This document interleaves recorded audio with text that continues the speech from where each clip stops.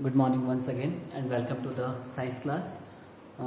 Last time हमने we were studying carbon and its compound chapter number 4, उसी को ही continue करेंगे। कल हमने पढ़ा था कि जो आपके पास एटम्स है वो कैसे शेयरिंग पेयरिंग करते हैं और एक बॉन्ड बनाते हैं, और जिस बॉन्ड का नाम क्या होता है, covalent bond. Clear.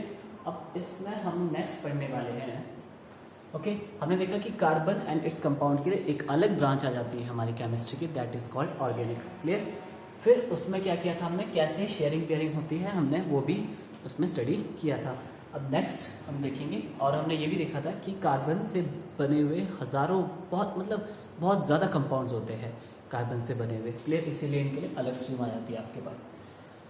Okay then next is, आप देख लो जैसे एलपीजी है, एलपीजी ओके, सीएनजी ले लेते हैं पहले। CNG compressed natural gas, it is made up of methane. इसमें कौन सी गैस होती है, मीथेन, मीथेन होती है इसमें। ठीक है।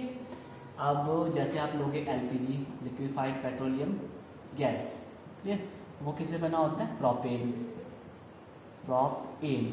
प्रोपेन और ब्यूटेन। ठीक है। ये प्रोपेन, मीथेन, प्रोपेन, ब्यूटेन क्या है, ये हम फर्दर स्टडी करने वाले हैं। एक बार मीथेन क्या होता है, methane formula is CH4, CH4। Clear.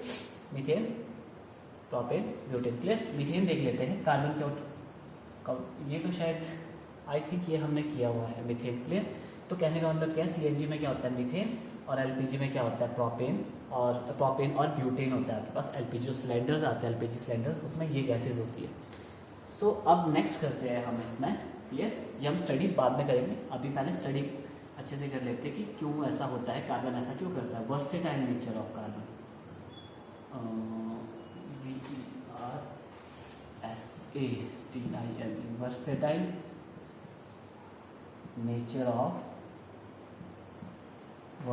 Nature of carbon. Clear. इतना वर्सेटाइल नेचर क्यों होता है, क्लियर, इतना ज़्यादा वर्सेटाइल क्यों होता है हमारे पास कार्बन। क्लियर। ओके अब फर्स्ट इसमें आता है कैटिनेशन। क्लियर। अब क्या होता है, कैटिनेशन की डेफिनेशन लिखेंगे हम। It is the property of carbon to form bond with other carbon atoms. Clear. क्या होता है, it is the property of carbon to form bonds with the other carbon atoms. क्या होता है, कार्बन अपने ही कार्बन एटम के साथ bond बनाता है, उस प्रॉपर्टी को बोलते हैं कैटिनेशन। क्या है, इसकी एक प्रॉपर्टी है कि कार्बन अपने ही कंपाउंड साथ, आप देखो कि कार्बन ऐसे बॉन्ड बनाता है, देखो ऐसे ऐसे, देखो यूं, कार्बन ऐसे हज़ारों आपके पास कार्बन अटैच हो जाते हैं इस तरह करके। अब फर्दर करेंगे। अभी देखो कार्बन की वैलेंसी कितनी होती है, 4, मतलब कार्बन हमेशा कितने बॉन्ड्स बनाता है, 4। तो आप देखो हर एक कार्बन एटम ने कितने बॉन्ड बनाए हुए हैं, 2 बनाए हुए हैं। अब इसको सेटिस्फाई कैसे करते हैं वो हम फर्दर स्टडी करने वाले हैं। अभी बस आप ये सोचो कि जो क्या होता है आपके पास, वर्सेटाइल नेचर क्यों है इसका, सबसे अलग मतलब इसका नेचर क्यों है, क्योंकि फर्स्ट प्रॉपर्टी आई थी कैटिनेशन। कैटिनेशन मतलब अपने ही कार्बन एटम के साथ ये बॉन्ड बना के बहुत लंबी चेन बना देता है। जैसे डिल लाइफ में आप पॉलीथीन देखोगे, या एस्टर्स जो होते हैं वो कार्बन के ही कंपाउंड्स होते हैं। आप और आपके पास क्या होता है, सिंथेटिक जितना भी होता है, सिंथेटिक जो आता है चीज़ें मार्केट में, वो किससे बनी होती है, कार्बन के ही कंपाउंड से बनी होती है। तो फर्स्ट थिंग क्या हो गया आपके पास, कैटिनेशन, कि भाई अपने ही कार्बन एटम के साथ ये बहुत बड़ी चेन बनाता है, उसको कैटिनेशन बोलते हैं। और सेकंड देखा हमने कि इसकी जो वैलेंसी होती है, वैलेंसी ऑफ कार्बन इज 4। आपने देखा, कल हमने देखा था कि जो कार्बन की वैलेंसी है, वैलेंसी क्या होता है, कंबाइनिंग कैपेसिटी कितनी है आपके पास कार्बन की, 4। और हमने साथ के साथ ये भी लिखा था कि सबसे ज़्यादा वैलेंसी कार्बन एटम की होती है पूरे पीरियोडिक टेबल में, मतलब सबसे ज़्यादा कार्बन एटम कंबाइन करता है दूसरे एटम्स के साथ। अब नाइट्रोजन देखोगे वो 3 एटम साथ कंबाइन कर सकता है, और बोरोन देखोगे तो वो भी 3 के साथ कर सकता है, ऑक्सीजन देखोगे तो ऑक्सीजन 2 के साथ कंबाइन कर सकता है। बट ऑक्सीजन कार्बन क्या करता है, 4 एटम के साथ कंबाइन करता है। क्लियर। आपने कभी कहीं पे भी देखा होगा, जैसे आप पास CO2 आप पास कुछ ऐसा स्ट्रक्चर आ रहा था, तो देखो इसने क्या किया, 2 बॉन्ड यहाँ बना दिए, 2 बॉन्ड यहाँ बना दिए, 4 बॉन्ड बना दिए मतलब इसने। ठीक है। तो कहने का मतलब क्या है, हाईएस्ट जो वैलेंसी होती है कंबाइनिंग कैपेसिटी की पूरे पीरियड टेबल किसकी है, कार्बन की। So you will write carbon has the highest combining capacity of 4 in the whole periodic table. तो इसकी स्टेटमेंट ये होगी। क्लियर? सो अब इसमें हम नेक्स्ट फर्दर करने वाले हैं, फर्दर करते हैं एलोट्रॉप्स ऑफ कार्बन करेंगे। ओके बच्चों, नेक्स्ट हम पढ़ने वाले हैं एलोट्रॉप्स ऑफ कार्बन। क्लियर? हमने लास्ट चैप्टर में भी किया था कि कार्बन, डायमंड और ग्रेफाइट की बात हो रही थी वहाँ पे, कि जो आपका नॉन मेटल है वो जनरली क्या होते हैं, हार्ड नहीं होते, बट एक्सेप्शनल केस क्या आया था वहाँ पे, डायमंड। हमने डायमंड स्टडी किया था। ओके, और हमने देखा था कि जो नॉन मेटल्स होते हैं they are poor conductor of electricity except graphite. Graphite electricity को कंडक्ट करता था। तो हमने क्या किया था, एलोट्रॉप्स कहा था वहाँ पे, allotropes of carbon. Allotropes of carbon क्या होता है, या एलोट्रॉप्स का मतलब क्या होता है, different form of same element. एक ही एलिमेंट अलग अलग फॉर्म में एग्जिस्ट करता है। क्लियर? जैसे आपके पास आ गया different forms of same element is called allotropes. Example, diamond and graphite are the different allotropes of carbon. Allotropes का मतलब क्या है, डिफरेंट फॉर्म किसकी, कार्बन की। अब देखो कैसे, जो डायमंड होता है आपके पास, असल में क्या होता है, ये कार्बन एटम ले लेता हूँ मैं। क्लियर? और हमें पता है कि एक कार्बन एटम कितने एटम के साथ अटैच्ड होता है, 4 कार्बन एटम के साथ, लाइक दिस। ओके, ये यहाँ पे 1 और यहाँ पे ये 2 और यहाँ पे ये 3 और यहाँ पे ये 4। ऐसे 4 एटम के साथ आपके पास अटैच्ड है। क्लियर? 1 carbon atom. ये जो डॉट है ये सारे कार्बन एटम्स हैं, ये भी कार्बन है, ये भी कार्बन है, ये भी carbon, carbon, carbon. Okay, central atom कौन सा था, ये वाला कार्बन। तो वी नो कि each carbon atom always attach to the 4 other carbon atom. 4 other carbon atom क्यों? क्योंकि जो आपके पास कार्बन है वो हम उसकी वैलेंसी कितनी होती है, 4, मतलब 4 के साथ वो कंबाइन करता है, 4 बॉन्ड्स होते हैं। ओके, फिर 1 मोर ले लेते हैं, एक ले लेता हूँ मैं यहाँ पे 1 मोर। क्लियर? जैसे आपने ये स्ट्रक्चर बनाया वैसे ही आपने ये स्ट्रक्चर भी बनाना है। अब इस वाले कार्बन एटम ने एक बॉन्ड यहाँ पे बना दिया। ओके, एक बॉन्ड ये यहाँ पे बना रहा है। क्लियर? और एक बॉन्ड इसने यहाँ पे बनाया। क्लियर? 3 बॉन्ड बनाए और ये 4th बॉन्ड। क्लियर? कितने हुए देखो, इस कार्बन एटम ने, एक बार फिर से इरेज कर देता हूँ मैं इसको। क्लियर? पहले हमारे पास ये स्ट्रक्चर था, अब क्या हुआ, एक और कार्बन एटम ले लिया। ये कार्बन एटम कितने बॉन्ड बनाने वाला है, 4। तो 1 तो बना दिया इस वाले कार्बन एटम के साथ, और एक बना दिया इसने यहाँ पे, और 3rd हो गया ये, और 4th हो गया आपके पास ये। क्लियर? सिमिलरली मैं यहाँ पे इसके साथ भी एक कार्बन एटम ले लेता हूँ, लाइक दिस। क्लियर? तो इस कार्बन एटम ने एक बॉन्ड इस कार्बन एटम के साथ बनाया, थोड़ा इसको ऐसे बनाते हैं। क्लियर? एक इसके साथ बनाया और एक इसके साथ बना दिया। कितने बना दिए इसने, 2। क्लियर? और ये हो गया 3rd, और एक बना दिया और 4th, like this. Clear? Satisfy हो गए ना सारे के सारे। इस कार्बन एटम ने कितने बॉन्ड बनाए, 1 2 3 4। इस कार्बन एटम ने कितने बनाए, 1 2। वैसे ही ये फर्दर बना रहा है बट हम उसको दिखाएंगे नहीं, हम उसे शो नहीं करेंगे। क्लियर? बस इतना ही आपने स्ट्रक्चर बनाना है, तो it is more than enough. वैसे ही ये यहाँ पे किसी ना किसी के साथ ऐसे अटैच होगा ये। तो देखो सेटिस्फाई हो गया ना ये कार्बन एटम, 1 2 3 4। एक बार रिवर्स करना और फिर से वीडियो को देखना। हर एक कार्बन एटम आपके पास 4 कार्बन एटम साथ अटैच होगा। अगर आप और बनाना चाहते हो तो देखो, यहाँ पे एक कार्बन एटम ले लेता हूँ, इसने एक बॉन्ड इसके साथ बनाया, एक यहाँ पे कार्बन एटम है और एक यहाँ पे है और एक यहाँ पे रहा होगा, 4 कार्बन एटम। क्लियर? इसके साथ भी एक और ले लेता हूँ मैं यहाँ पे, तो 1 इसके साथ, 2 इसके साथ, 3 यहाँ पे और 4 यहाँ पे, लाइक दिस। कहने का मतलब क्या है, आपके पास कुछ ऐसे स्ट्रक्चर बनने वाले हैं, लाइक दिस। क्या बोलते हैं इसको, हेक्सागोनल। 6 साइड है ना, 1 2 3 4 5 6, हेक्सागोनल स्ट्रक्चर बनने वाले हैं। तो ये जो आपका स्ट्रक्चर होता है, फर्स्ट पॉइंट क्या होता है, फर्स्ट पॉइंट डायमंड में क्या होता है, आप 1 बाय 1 नोट करना। ओके, फर्स्ट पॉइंट क्या हुआ कि each carbon atom is attach to the 4 other carbon atoms. Clear? एक बार फिर बता रहा हूँ, each carbon atom is attached to the 4 other carbon atom. कितनों के साथ होने वाला है, 4। और सेकंड पॉइंट क्या होता है, एक 3D स्ट्रक्चर बनता है यहाँ पे। कैसा बनता है, 3D structure. Okay, 3D structure बनता है। अब third point, diamond is very rigid. Okay, diamond is very rigid. Wait, okay यहाँ पे जो कोवेलेंट बॉन्ड्स बन रहे हैं, ये कोवेलेंट बॉन्ड बनते हैं शेयरिंग पेयरिंग से। हम शेयरिंग पेयरिंग दिखा नहीं रहे हैं, डायरेक्ट हम बॉन्ड्स दिखाएंगे। क्यों? शेयरिंग और पेयरिंग हम अंडरस्टैंड कर चुके हैं कैसे शेयर पेयर करता है। अब डायरेक्ट बॉन्ड को लाइन से शो कर दिया जाएगा। बॉन्ड इनके बीच रिलेशन होता है ना, जो एक रिश्ता, मतलब जो उनको जोड़े रखे हैं उसको बॉन्ड बोलते हैं। Clear? Due to the covalent bond, okay, due to the covalent bonds बहुत सारे, due to the covalent bonds diamond is the hardest substance known. Clear? Due to these covalent bonds, diamond is the hardest substance known on earth. Okay? तो क्या है, ये आपके पास बहुत ज़्यादा hardest substance है और इसका क्या होता है, हाई मेल्टिंग पॉइंट। आप देखो ये बहुत ज़्यादा हार्ड है, बॉन्ड्स बहुत ज़्यादा स्ट्रॉन्ग है। अगर वो बॉन्ड तोड़ने हैं तो एनर्जी बहुत ज़्यादा लगेगी। एनर्जी का मतलब है वहाँ पे जो उसको हीट करेंगे वो बहुत ज़्यादा करना पड़ेगा, तब जाके वो ब्रेक हो सकता है, अदरवाइज वो ब्रेक नहीं हो सकता है। तो मतलब बहुत ज़्यादा मेल्टिंग पॉइंट होने वाला है, high melting point. Clear?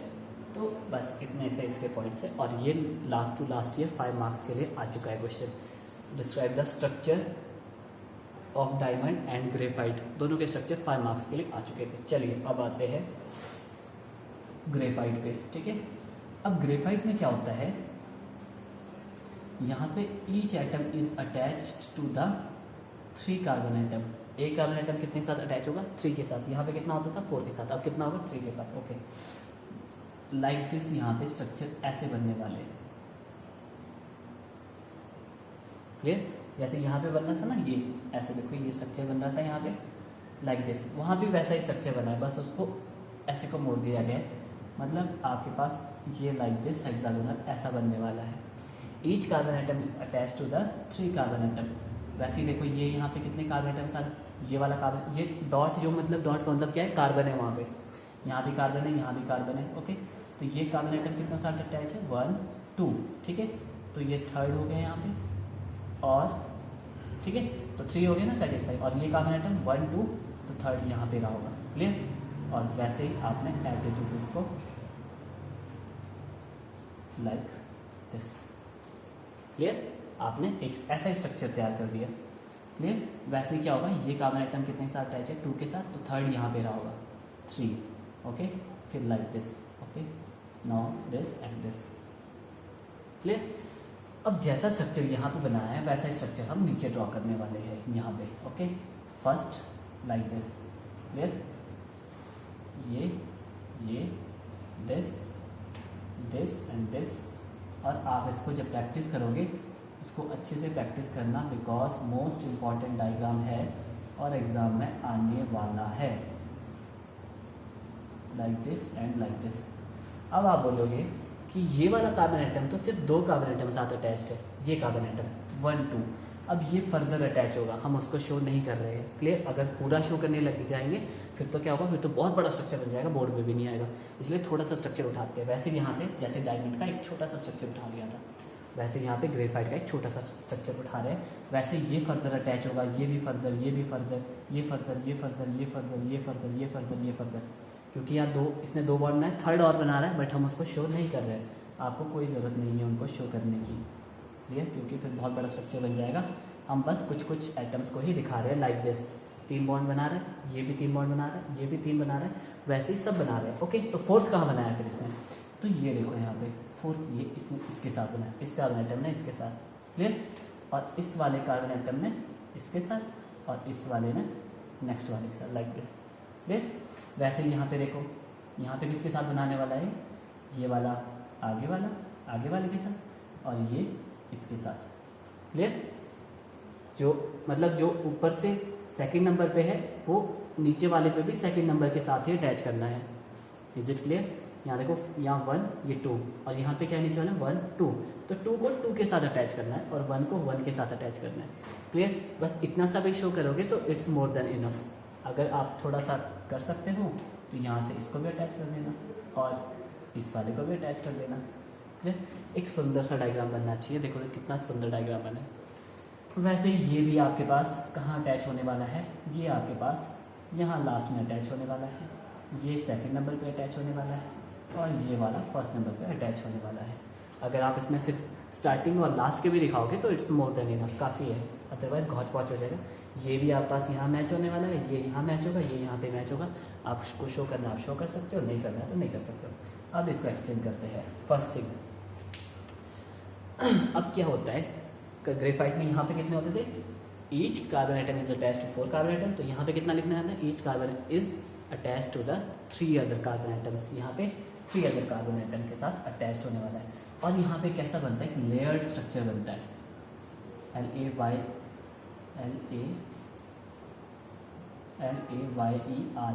Layered structure. Layer structure से क्या मतलब बोल रहा हूँ मैं, ये देखो ये फर्स्ट लेयर है ना, उसके ऊपर ऐसे सेकंड लेयर, वैसी लेयर्स पे लेयर्स होती है, लेयर्स पे लेयर्स होती है ऐसे करके। ये देखो ऐसा है ना, ये फर्स्ट वाली लेयर ऐसी है, फिर आप ये नीचे वाली लेयर, ये ऊपर वाली, ऐसे करके आपके पास लेयर्स है। ओके, थर्ड, अब क्या होता है, आपने देखा 3 इलेक्ट्रॉन्स को इसने शेयर किया, एक इलेक्ट्रॉन इसके पास बच गया। तो इलेक्ट्रिसिटी क्या बोलती है, या तो सॉल्यूशन में आपके पास आयन्स होने चाहिए कंडक्टिविटी के लिए, या क्या होना चाहिए, इलेक्ट्रॉन्स। मैंने स्टार्टिंग में ही आपको बताया था 2 कंडीशन पे इलेक्ट्रिसिटी होती है। इलेक्ट्रिसिटी कंडक्ट करता है, या तो आयन्स होने चाहिए या फ्री इलेक्ट्रॉन होना चाहिए। तो इसके पास क्या है, जो ये यहाँ पे शेयर कर रहा है ना अपना इलेक्ट्रॉन, डॉटेड दिखा रहे हैं जिसको, ये बहुत ज़्यादा लूज बॉन्ड होता है। लूज मतलब इसको थोड़ी सी एनर्जी दोगे ना टूट जाएगा मतलब इनके इलेक्ट्रॉन अलग अलग हो जाएंगे, ठीक है, इलेक्ट्रॉन्स अलग हो जाएंगे। अब क्या वो भाग सकते हैं, कहीं भी भाग सकते हैं, इसलिए क्या करता है ये कंडक्ट इलेक्ट्रिसिटी। थर्ड पॉइंट क्या लिखोगे, ग्रेफाइट कंडक्ट इलेक्ट्रिसिटी, क्लियर। और क्या होता है इसका, graphite conduct electricity. Okay, graphite is smooth and slippery. Graphite क्या होता है, ग्रेफाइट इज स्मूथ, बस स्मूथ ही लिखो, चलो बस काफी है। अगर स्लिपरी याद रहता है तो स्लिपरी भी लिख सकते हो, स्लिपरी मतलब स्लिप करता है, ठीक है, SMOOT है, स्मूथ। अब ये क्या होता है, आपके पास हार्ड होता है, तो ये क्या होता है आपके पास स्मूथ होता है। अगर आप इस तरह से अपने स्ट्रक्चर्स को ड्रॉ करोगे then you will get full out of full. 5 marks के लिए क्वेश्चन आता है, बता रहा हूँ, पहले भी कई बार आ चुका है और मोस्ट इंपॉर्टेंट है, इसको इंपॉर्टेंट मार्क कर लेना। दोनों के या तो डायग्राम्स आ जाते हैं बनाने के लिए, या इनको एक्सप्लेन करने के लिए आ जाता है on the basis of the diagram. So these are the allotropes of the carbon. I hope you have understood. So चलिए अब हम नेक्स्ट करते हैं। ओके बच्चों, next is saturated and unsaturated carbon compounds. अच्छा, बिफोर दिस आपको एक चीज़ बता देता हूँ। जब हम +1 2 में होते थे, जो हमें मैम केमिस्ट्री पढ़ाती थी, तो इतना ज़्यादा 1 घंटे की क्लास होती थी हमारी, इतना ज़्यादा इंटरेस्टिंग पढ़ाते थे वो लोग ना, कि मतलब 1 घंटा भी ऐसे लगता था कि और पढ़ना था, 1 घंटा भी कम लगता था, मतलब ये लगता था इसके बाद क्या होगा। तो वैसे ही अगर आप इंटरेस्ट बनाए रखोगे, मेंटेन रखोगे अपने इंटरेस्ट को, तो क्या होगा, आपको ऐसे लगेगा कि अब क्या होगा इसके बाद, ठीक है, और ऐसे लगेगा कि आज ही पढ़ना था सारे का सारा, क्लियर, अगर आप इंटरेस्ट बनाए रखोगे। सो इंटरेस्ट साथ किया हुआ काम हमेशा याद भी रहता है। और अगर आपने कभी सोचा होगा कि अगर आपने साइंस में फ्यूचर सोचा है, अगर आपका बेस क्लियर नहीं करोगे आप, तो क्या साइंटिस्ट बनोगे आप एक ऐसे साइंटिस्ट बनोगे जो कोई इन्वेंशन ही नहीं कर पाएगा। आप एक ऐसे इंजीनियर बनोगे जो पुल बनाएगा वो ब्रेक हो जाएगा। ओके, मतलब आपको अगर साइंस समझ ही नहीं आएगी तो आप कुछ भी नहीं कर सकते हो। सो आपको एक बार सिर्फ बस फोकस करो, अंडरस्टैंड करो और मेरे साथ बने रहो।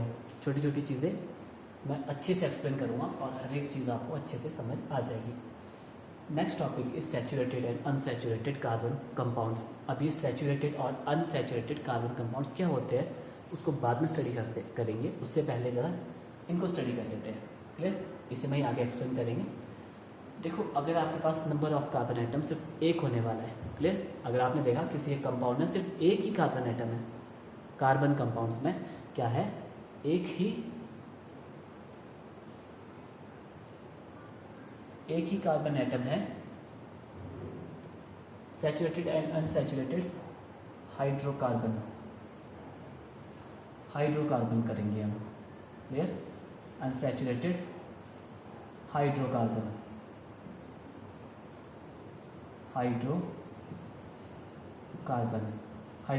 कंपाउंड्स।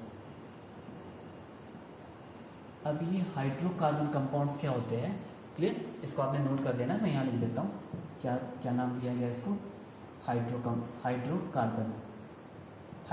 कहा जाता है इनको। क्लियर? हाइड्रोकार्बन क्या होता है?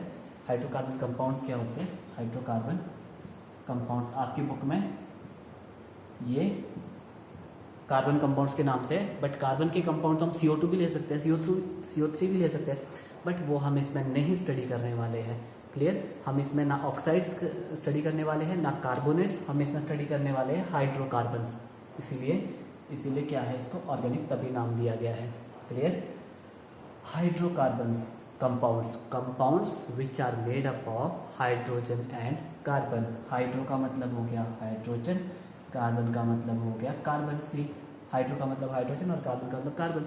मतलब जो कंपाउंड हाइड्रोजन और कार्बन से बने हैं उनको हाइड्रोकार्बन कंपाउंड्स कहा जाता है। क्लियर? एक बार मैं अपनी बुक में भी इसको मार्क कर लेता हूँ। ओके बच्चों, क्या बोला? हाइड्रोकार्बन कंपाउंड्स, ऐसे कंपाउंड्स जो हाइड्रोजन और कार्बन से बने हुए हैं। Compounds made up of hydrogen and carbon are called hydrocarbon compounds. वही हम इस चैप्टर में स्टडी करने वाले हैं, हाइड्रोजन और कार्बन के कंपाउंड्स को। क्लियर? नाउ नेक्स्ट, अब आप देखो, जब एक कार्बन एटम होगा वहाँ पे हम वर्ड यूज़ करते हैं, उसको बोलते हैं मिथ। क्लियर? और जब आपके पास, अब इसका स्ट्रक्चर कैसे देखेंगे? मिथ मतलब वन कार्बन एटम। क्लियर? अगर वन कार्बन एटम है तो आपको पता है किसको पढ़ रहे हैं? कार्बन और हाइड्रोजन के कंपाउंड। ठीक है, तो यहाँ पे हाइड्रोजन भी होगा, CH। ठीक है, CH। अब आपको पता है मैं यहाँ H कितने लगाऊँ? 1 लगाऊँ, 2 लगाऊँ, 3 लगाऊँ, 4 लगाऊँ। अब आपको पता है एक कार्बन एटम कितने बॉन्ड्स बनाता है? 4 बॉन्ड्स बनाता है। मतलब यहाँ पे 4 हाइड्रोजन रहे होंगे, CH4। कैसे स्ट्रक्चर बना लेते हैं? यहाँ देखो, एक इलेक्ट्रॉन इसका शेयर किया, एक इलेक्ट्रॉन लाइक दिस, ये आपके पास स्ट्रक्चर बन गया मीथेन का। इसको बोलते हैं मीथेन। जब एक कार्बन एटम होगा वहाँ पे क्या वर्ड यूज़ करना है? मिथ यूज़ करना है, मिथ। चलो ये भी बता देता हूँ एन क्यों लगा रहा हूँ मैं यहाँ पे। क्लियर? अब इसका नाम क्या बोल दिया गया है? Myth N. देखो मिथ क्यों लगा? क्योंकि 1 कार्बन एटम था। अब ये एन क्यों लगा? इकट्ठा लिखा जाता है इसको मिथेन। अब ये एन क्यों लगा? एन का मतलब होता है सिंगल बॉन्ड। ये अभी हम नेक्स्ट स्टडी भी करने वाले हैं, बट एन का मतलब क्या होता है? Single bond. अब आप देखो यहाँ पे सारे सिंगल बॉन्ड है। चलो ये भी बता ही देता हूँ कि CO2 हमने कल किया था, CO2 का कुछ ऐसा फॉर्मूला था, अगर आप देखोगे तो कार्बन और ऑक्सीजन के बीच यहाँ पे ऐसे बॉन्ड बने थे, 4 बॉन्ड, 1 2 3 4 बॉन्ड्स बने। अब आप देखो कार्बन और ऑक्सीजन के बीच के कितने बॉन्ड्स हैं आपके पास? इसको कहीं फेयर पे टॉप में नोट कर देना। अब हमने देखा कार्बन और ऑक्सीजन के बीच हमारे पास कितने बॉन्ड्स हैं? 2 बॉन्ड्स हैं। तो जब ये 2 बॉन्ड्स होते हैं ना, 2 एटम्स के बीच अगर 2 बॉन्ड्स है, यहाँ देखो इन 2 के बीच कितने हैं? 2 बॉन्ड्स हैं। तो इन बॉन्ड्स को क्या कहा जाता है? Double bond. यहाँ पे क्या है आपके पास? Double bond. Clear? Double bond. यहाँ क्या है? Double bond. अब देखो इस कार्बन और इस ऑक्सीजन के बीच तो है डबल बॉन्ड। अब आ जाते हैं दूसरी साइड पे, कार्बन और ऑक्सीजन के बीच क्या है? 2 बॉन्ड्स है, उनको क्या कहा जाता है? हमेशा डबल बॉन्ड्स। क्लियर? चलिए, तो यहाँ पे देखिए, यहाँ पे क्या है? कार्बन और हाइड्रोजन के बीच क्या है? Single bond. इस कार्बन और इसके बीच क्या है? Single bond. यहाँ भी है सिंगल बॉन्ड, यहाँ भी है सिंगल बॉन्ड। क्लियर? समझ आए? कार्बन और उसके साथ जो एटम अटैच है उनके बीच में देखना है आपने। देखो यहाँ पे एक भी डबल बॉन्ड नहीं है। अगर ये ऐसे होता है ना, लाइक दिस, अभी हम नेक्स्ट स्टडी करने वाले हैं उसको, ये ऐसे होता है, let us suppose. Clear? Hydrogen hydrogen hydrogen hydrogen hydrogen. तो हमने देखा यहाँ पे कितने सिंगल बॉन्ड है? यहाँ पे कितने सिंगल बॉन्ड है? 1 2 3 4 सिंगल बॉन्ड है यहाँ पे। अब यहाँ पे कितने सिंगल बॉन्ड है? 1 2 3 4 5 6 सिंगल बॉन्ड है। तो डबल बॉन्ड कितने? डबल बॉन्ड 1 है, ये है डबल बॉन्ड। देखो, ठीक है। तो यहाँ क्या बोलूँगा अगर मैं? सिंगल बॉन्ड कितने हैं आपके पास? यहाँ पे 6 सिंगल बॉन्ड है। तो डबल बॉन्ड कितने हैं? यहाँ पे डबल बॉन्ड कितने हैं? 1। अब CO2 की बात करें तो यहाँ पे सिंगल बॉन्ड कितना है? यहाँ 0 सिंगल बॉन्ड है, एक भी सिंगल बॉन्ड नहीं है। देख लो, यहाँ पे 2 डंडे लगे हैं, मतलब डबल बॉन्ड है। क्लियर? तो डबल बॉन्ड कितना है यहाँ पे? डबल बॉन्ड यहाँ पे 2 है। 1 ये हो गया और 2 ये हो गया, डबल बॉन्ड। इसको बोलते हैं डबल बॉन्ड। सिंगल बॉन्ड होता है जब एक डंडा लगा होगा, डबल बॉन्ड होता है जब 2 डंडे लगे होंगे, और ट्रिपल बॉन्ड कब होगा? जब 3 स्टिक्स लगी होगी। 3 स्टिक्स लगी होगी वो फिर नेक्स्ट स्टडी करेंगे, अभी के लिए ज़्यादा हो जाएगा, बस इतना ही स्टडी करते हैं इसको। क्लियर? आपके पास एन क्यों यूज़ कर रहा हूँ मैं? तो सिंपल सी बात है, क्योंकि यहाँ पे हमने देखा कि सारे सिंगल बॉन्ड है, इसीलिए एन यूज़ किया गया। उसको फर्दर फिर भी स्टडी किया जाए, बस अभी के लिए ये समझो कि एन मैं क्यों यूज़ कर रहा हूँ, क्योंकि सिंगल बॉन्ड है, मिथ। और अगर 2 कार्बन एटम होते हैं उसको इथ कहा जाता है। 2 कैसे? ये कार्बन और उसका दूसरा कार्बन एटम अटैच्ड है। क्लियर? अब देखो इस कार्बन एटम ने कितना बॉन्ड बनाया हुआ है? 1 बॉन्ड बनाया हुआ है, और बनाता कितना है? 4। तो सेटिस्फाई करना है उसको फिर, सॉरी आपके पास ऐसे C2H4। अब देखो C2H4 क्यों लिख रहा हूँ मैं इसको? C2H6 लिखना होगा, देखो क्यों? अब देखो ये कार्बन और ये कार्बन, इनके बीच क्या है? एक सिंगल बॉन्ड। पहले इस कार्बन एटम की बात करते हैं, इसने कितना बनाया हुआ? 1 बॉन्ड, और कार्बन बनाता कितने बॉन्ड है हमेशा? 4। तो मतलब वहाँ पे हाइड्रोजन रहे होंगे 3 हाइड्रोजन। क्लियर हुआ? आपने क्या करना है, जैसे ही कार्बन कितना बॉन्ड बना रहा है? 1 बॉन्ड बना रहा है, तो किससे सेटिस्फाई किया जाता है उसको? हमेशा हाइड्रोजन से। ऑलवेज रिमेंबर, सेटिस्फाई किससे करना है उसको? हाइड्रोजन अटैच कर देने। ओके, ये कार्बन आइटम कितने बॉन्ड बना रहा है? 1, एक ही बॉन्ड बनाया, और बनाता कितना है? 4। तो मतलब 3 हाइड्रोजन यहाँ पे अटैच हुए होंगे। इसीलिए देखो C2 2 कार्बन आइटम है, इसका फॉर्मूला बना रहा हूँ, ये तो स्ट्रक्चर हो गया ना। फॉर्मूला क्या बनेगा? C2, तो देखो C2 और H कितने हैं? 1 2 3 4 5 6, इसीलिए C2H6। तो इसका नाम क्या होगा? इथेन। इथेन क्या पढ़ेंगे इसको? इथ क्यों लगा? क्योंकि यहाँ पे 2 कार्बन आइटम था। एन क्यों लगा? क्योंकि सिंगल बॉन्ड था। सारे के सारे देखो सिंगल बॉन्ड है, एक एक डंडा लगा है सबके बीच में। ओके जी, अब आता है मिथ इथ, फिर आता है प्रॉप, फिर आता है ब्यूट। मिथ इथ प्रॉप ब्यूट, फिर आता है पेंट, फिर लास्ट में आता है हेक्स। लर्न कर लेना है आपने, meth eth prop but pent hex. 1 carbon atom होगा तो मिथ यूज़ किया जाएगा, 2 हो गए तो eth. Meth eth prop but pent hex, समझे? Meth eth prop but pent hex.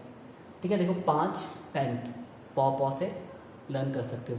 Hex आपको पता है, हेक्सागोनल जहाँ पे होता है, हेक्सागोनल का मतलब होता है 6, हेक्स का मतलब 6 होता है, ब्यूट का मतलब 4, प्रॉप का मतलब 3 और इथ का मतलब 2। Meth eth prop but pent hex. I hope कल तक आप इसको अच्छे से स्टडी कर लोगे। फिर हम अपना लेक्चर यहाँ से कंटिन्यू करने वाले हैं, सैचुरेटेड और अनसैचुरेटेड हाइड्रोकार्बन्स क्या होते हैं। अब आते हैं प्रॉप। प्रॉप पे आ जाते हैं, मॉलिक्यूलर फॉर्मूला क्या होने वाला है। क्लियर? आप इसको चलिए मैं क्या करता हूँ, पेंट बना लेता हूँ। पेंट बना लेता हूँ मैं, पेंट का मतलब है पेंट का स्ट्रक्चर बना रहा हूँ, बाकी स्ट्रक्चर आप खुद बनाओगे और फॉर्मूला भी नोट करोगे। ओके, स्ट्रक्चर पे आते हैं पहले। पेंट का मतलब क्या होता है? 5 कार्बन एटम। तो आपने क्या करना है, 5 कार्बन एटम को ऐसे ड्रॉ कर देना है। कितने पे? 1 2 3 4 5। ठीक है, यहाँ तक क्लियर हो गया? अब क्या है, सबके बीच एक एक बॉन्ड है, ये आपस में जुड़े हुए हैं, अटैच्ड है ये, इसीलिए पेंट यूज़ कर रहे हैं, मतलब 5 कार्बन एटम क्या है? अटैच है। अब आप देखो 1 बाय 1 कार्बन को सेटिस्फाई करना है। फर्स्ट इस कार्बन पे आते हैं, इसने कितना बॉन्ड बनाया हुआ है? सिर्फ 1 बॉन्ड बनाया हुआ है, यहाँ पे 1 बॉन्ड है, और बनाता कितना है? 4, मतलब 3 बॉन्ड क्या है उसने और बनाए हुए हैं। और सेटिस्फाई हमेशा किससे किया जाता है? हाइड्रोजन से। तो यहाँ पे ये हाइड्रोजन लगे हैं 3। तो देखो इस कार्बन एटम कितने बॉन्ड में? 1 2 3 4, सेटिस्फाई हो चुका है। 4 ही बनाता है हमेशा कार्बन, हमेशा 4 ही बनाएगा, ना 2 बनाता है ना 3 बनाएगा, हमेशा 4, ना 5 बनाएगा ना 6, सिर्फ कितना। अब इस कार्बन एटम पे आते हैं, इस कार्बन एटम कितने बॉन्ड बनाए? 1 यहाँ पे है और 1 यहाँ पे है, 2 बॉन्ड बनाए, तो मतलब वहाँ पे 2 हाइड्रोजन रहे होंगे। तो देखो कार्बन एटम में कितने बॉन्ड बनाए? 1 2 3 4। क्लियर? नेक्स्ट इस कार्बन एटम ने भी लाइक दिस, क्योंकि 2 यहाँ थे तो 2 यहाँ, इस कार्बन एटम ने 2 बॉन्ड बनाए, तो 3rd यहाँ पे इस हाइड्रोजन से, 4th इस हाइड्रोजन के साथ। अब लास्ट वाले पे आ जाओ, इस कार्बन एटम ने कितना बॉन्ड बनाया हुआ है? सिर्फ 1, तो मतलब 3 और बनाए हुए हैं, वो किस साथ बनाए हुए इसने? हाइड्रोजन के साथ। तो पेंटेन का फॉर्मूला क्या बनता है आपके पास? अब मैं इसमें एन क्यों यूज़ कर रहा हूँ? क्योंकि सब सिंगल बॉन्ड है, देख लो एक एक डंडा लगा हुआ है सबके बीच में, इसलिए एन वर्ड यूज़ किया जाता है, एन। ओके, तो इसका नाम क्या होगा? C5। देखो 1 2 3 4 5, C5। और H कितना है? 1 2 3 4 5 6 7 8 9 10 11 12, C5H12। सिमिलरली आप, सॉरी पेंटेन यहाँ पे है, वहाँ क्यों लिख दिया? C5H12। क्लियर? ये पेंटेन मैंने ड्रॉ कर दिया। ब्यूटेन अब आप ड्रॉ करोगे, प्रोपेन भी आप ड्रॉ करोगे, और हेक्सेन भी आप ड्रॉ करोगे। और आपने क्या करना है, फिर इसको अपनी फेयर नोटबुक में नोट करना है और कल के लिए ये सब याद हो जाना चाहिए। मैं बोलता हूँ बहुत ज़्यादा इंटरेस्टिंग पार्ट है, सबसे इंटरेस्टिंग पार्ट लगता था मेरे को ऑर्गेनिक, अपने जब मैं स्कूल टाइम में होता था। और मतलब सबसे ज़्यादा मार्क्स होते थे मेरे ऑर्गेनिक में ही अपने स्कूल टाइम में। और सारे बच्चों को सबसे डिफ़िकल्ट सब्जेक्ट लगता था, सबसे डिफ़िकल्ट ब्रांच लगती थी ऑर्गेनिक, और मेरे को सबसे आसान लगता था। क्यों? इतनी ज़्यादा इंटरेस्टिंग है कि पढ़ते हुए और पढ़ाते हुए भी मज़ा आता है इसको। इसीलिए आप भी इंटरेस्ट बनाए रखें। ऐसा कोई चीज़ ही नहीं हो सकती है कि मेरी पढ़ाई भी आपको समझ ना आए, 100% समझ आएगी। बट क्या होता है, आप एक बार ध्यान से पढ़ें और लेक्चर्स को ध्यान से सुने। एक भी चीज़ ऐसी नहीं छोड़ूंगा जो आपको समझ नहीं आएगी, चुटकियों में समझ आ जाएगी। बस आपने क्या करना है, बस इतना सोचना है कि ये आसान है और मुझे समझ आ रहा है। क्लियर? वैसे एक स्टोरी सुनी थी कल, चलो कभी और बताऊंगा। That's it. आई होप आप इसको पढ़ोगे और जहाँ डाउट होगा वहाँ मेरे से पूछ लेना, ठीक है? तो इसका नाम क्या हुआ, नेम तो लिखा है हमने इसका नाम क्या हुआ, प्रोपेन। प्रोप वर्ड क्यों यूज़ किया गया? क्योंकि वहाँ पे 5 कार्बन एटम थे। और एन क्यों करा गया यूज़? क्योंकि सारे के सारे सिंगल बॉन्ड थे, ठीक है? इसीलिए इसका नाम हो गया propane. That's it for today. See you tomorrow and thank you so much.